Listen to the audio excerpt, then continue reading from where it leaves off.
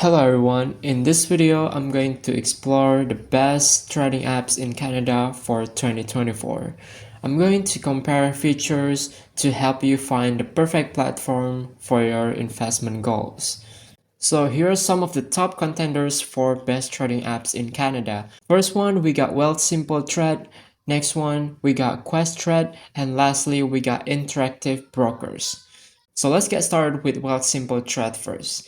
This app is great choice for beginners. It's commission-free for stock and ETF trades, has a user-friendly interface, and offers some educational resources. But if you're looking for a more comprehensive platform with advanced features, Questrade is a solid option.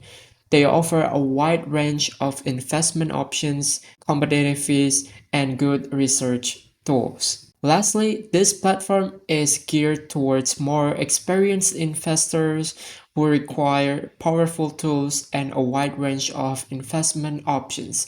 However, the fees can be higher than other apps I have mentioned. So those are a bit summary about it. Now let's delve a bit deeper and explore why these apps might be a good fit for you.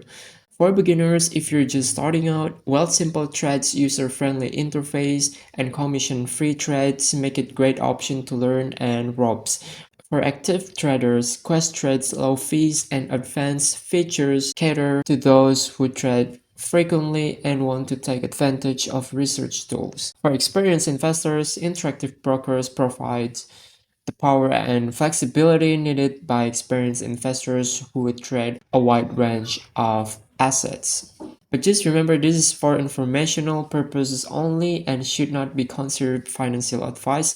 Before making any investment decisions, do your own research and consider your risk tolerance and financial goals. So I think that's it for today's video on the best trading apps in Canada. I hope this helped you narrow down your option and find the right platform for your investing journey.